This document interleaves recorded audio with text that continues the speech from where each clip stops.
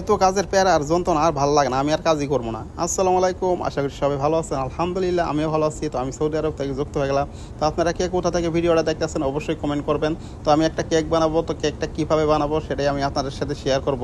তো সৌদি আরবে coffee shop থেকে বলতেছিলাম, তো কফি শপে কাজ করি, কফি শপে কফির পাশাপাশি কেকও বানাই। ভিডিওটা দেখতে থাকেন, আশা করি ভালো লাগবে আর সৌদি আরব বিষয়ে অনেক কিছু জানতে পারবেন। তো আমি মাইক্রোওয়েভে ঢুকিয়ে দিলাম। তো কেকটা এখন গরম করব, গরম করে নিয়ে কেকটা আমার গরম করা শেষ। তো এখন কেকটা বানাবো, কীভাবে বানাই সেটাই আমি আপনাদের সাথে শেয়ার করব।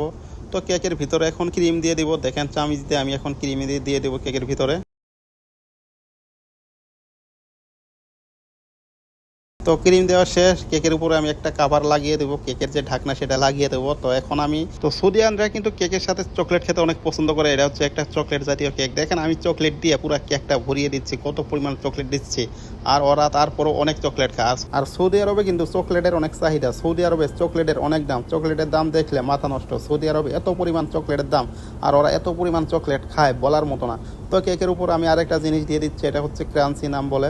তো এটা দিয়ে দিচ্ছি। দেখেন কেকটা এখন একদম আমার রেডি হয়ে গেছে। দেখেন কেকটা কেমন হলো, দেখেন কেকটা এখন কতটা সুন্দর লাগতেছে। তো কেক বানানো শেষ। তো কেকটা এখন আমি কাস্টমারের কাছে দিয়ে দিব। কেক এখন কাস্টমারটা খেয়ে ফেলবে সুন্দর করে। দেখেন কেকটা কতটা সুন্দর লাগতেছে, খুবই সুন্দর হয়েছে। তো ভিডিওটা শেয়ার করে দিন যেন সবাই দেখতে পারে।